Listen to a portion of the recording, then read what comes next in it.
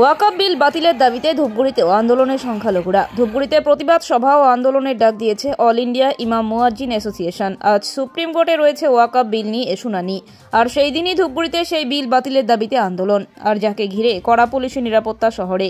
বিল বাতিলের দাবিতে একদিকে যেমন পোস্টারিং করা হয়েছে, তেমনি ডান হাতের বাজুতে কালো ফিতে বেঁধে তার প্রতিবাদ জানাচ্ছে।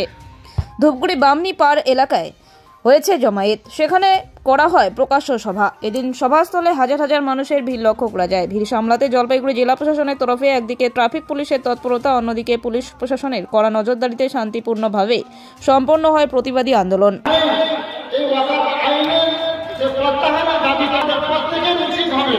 আমাদের প্রত্যেকের উচিত হবে প্রকৃতপক্ষে মুমিন হওয়া।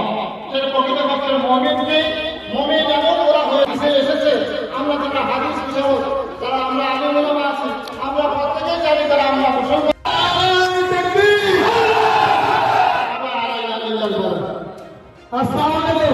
বলছিলাম এমন কম থেকে আসছি যে পুরো এক মাস রোজা রেখে জল ছাড়া থাকতে পারি, তো আজকে 2 ঘন্টা জলের ওখানে ভিড় না করে সবাই মাঠে আসি।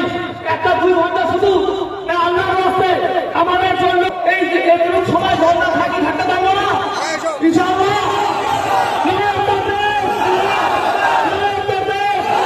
এই ওয়াকফ আইনের যে প্রত্যাহারের দাবিতে আমরা যারা এসেছি, আমাদের প্রত্যেকের উচিত হবে প্রকৃতপক্ষে মুমিন হওয়া। প্রকৃতপক্ষে মুমিনকে মুমিন এমন ওরা হয়েছে হাদিসে এসেছে, আমরা যারা হাদিস হিসাবে যারা আমরা আলেম ওলামা আছি, আমরা প্রত্যেকেই জানি যারা আমরা মুসলমান।